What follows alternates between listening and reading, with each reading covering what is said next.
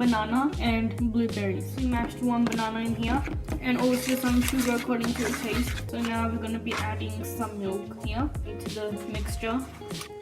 Half a cup. It depends how much you are making blueberries.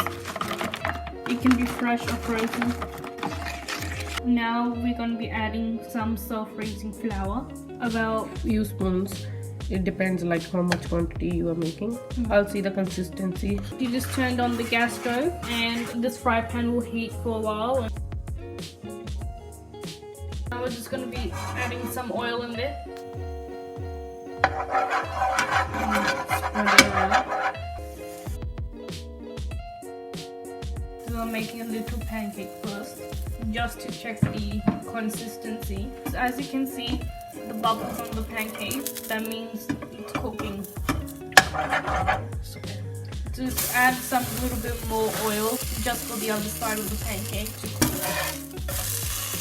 Now the pancake is ready. Making another pancake. So she added more oil again. You see bubbles rising on the pancake.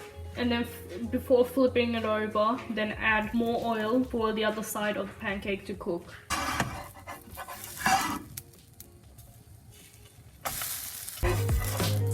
This pancake is very healthy as it has so many nutrients like potassium and magnesium and other nutrients that are from the banana and the blueberries.